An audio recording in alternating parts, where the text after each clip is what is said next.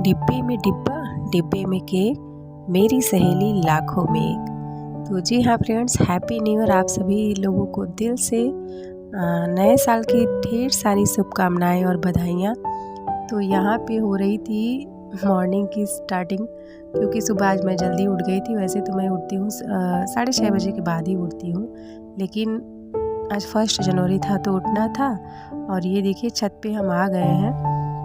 तो क्योंकि यहाँ पे कोहरा था, यहाँ पे हम नहा भी चुके थे तो कपड़ा डालने आए थे और बिल्कुल यहाँ की विजिबिलिटी बहुत ही ज़्यादा कम थी। घर की बात बता रही हूँ, ऐसे मौसम में सब कहते हैं कहीं घूमने जाना चाहिए, तो बिल्कुल मन ही नहीं करता घर से बाहर निकलने का ठंड में। और ये देखिए बिल्कुल बाहर का तो कुछ दिख ही नहीं रहा है, फिर सड़क की बात ही क्या किया जाए। तो हम आ गए थे फ्रेंड्स, आज 1 जनवरी थी तो कुछ बचपन की बातें याद आ गई कि आज से 4-5 दिन पहले ही हम लोग अपने बचपन में बिल्कुल पागल से हो जाया करते थे ग्रीटिंग कार्ड के लिए। मम्मी पापा से पैसे लेना और अपने सहेली और दोस्तों को ग्रीटिंग कार्ड देना और उसमें बहुत सारी दिल की बातों को लिखना, जैसे कि बहुत सारी कुछ शायरियों को लिखना, इनसे पूछ के उनसे लिखना, उनसे पूछ के इनसे लिखना।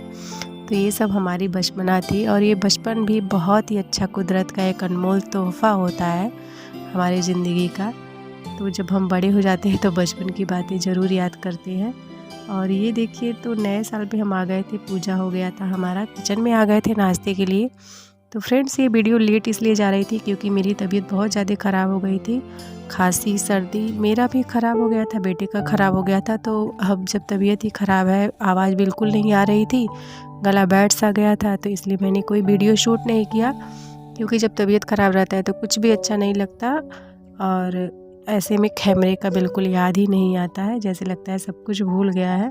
तो यहाँ पे मैं बना रही थी इन लोगों के लिए आज 1 जो कि जनवरी थी, तो अक्सर मैं ऐसे ही कुछ अच्छे चीज़ बनाती हूँ और मीठे ख़ास तौर से कुछ ज़्यादा ही मतलब बनाना पसंद करती हूँ, क्योंकि पहला त्यौहार होता है। और त्यौहार क्या होता है, लेकिन ये है कि अच्छा लगता है।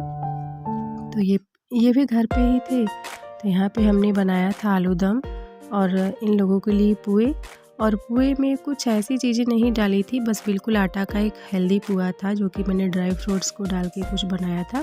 और यहाँ पे हम बना दिए थे नाश्ता, और नाश्ता हम लोगों ने किया भी फ्रेंड्स। और नाश्ता करने के बाद हम लोगों ने अच्छे से टीवी वीवी देखा। उसके बाद फिर हमने कुछ बातें होती है कि फिर हम लोगों ने रेस्ट किया, मोबाइल वगैरह देखे, किसी तरह समय बीत गया। तो फिर दोपहर का भोजन भी हमने बनाया और उसके बाद हम बहुत हल्का सा भोजन हम लोगों ने बनाया था और उसके बाद खा भी लिया। और यहाँ पे ये देखिए फ्रेंड्स, ये पुए हैं।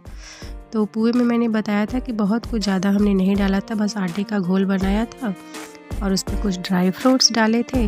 और उसके बाद इसको बस ऐसे ही धीरे धीरे इसको मतलब गरम तेल में, ये तो रिफाइंड था फ्रेंड्स, तो हमने ऐसे ही बनाया सबके लिए 2-2 3-3।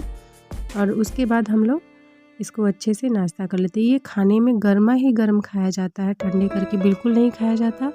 और इसकी टेस्ट बहुत ही अच्छी आती है। ये कभी कभी बन जाता है हमारे किचन में, डेली तो नहीं बन पाता है क्योंकि टाइम की कमी है और लोगों की भी कमी है। और कमी क्या है कि टाइम हमारे पास ही नहीं होता, खाने वालों की कमी नहीं है। खाने के लिए तो आप 1-2 दिन के बाद रोज़ बनाइए तो रोज़ ही खाएंगे, लेकिन बस बनाने के लिए इसको बहुत सारा झंझट करना पड़ता है, तो इसलिए बन नहीं पाता। और जब घर में सब लोग एक साथ होते हैं तो अच्छा भी लगता है, कोई चीज़ बनाइए और खाइए।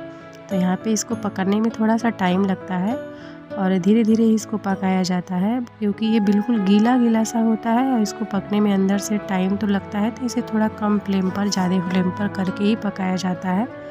और फ्रेंड्स देखिए अभी भी तबीयत थोड़ा डाउन ही चल रहा है, लेकिन वीडियो थी मेरे पास तो मैंने कहा कि चलो इसको ही डाल देते हैं और उसके बाद नया वीडियो रिकॉर्ड करना स्टार्ट करेंगे, क्योंकि आवाज़ अच्छी नहीं थी। और आवाज़ अच्छी नहीं होती है, तबीयत ठीक नहीं होता है तो वीडियो बनाने का मन नहीं करता।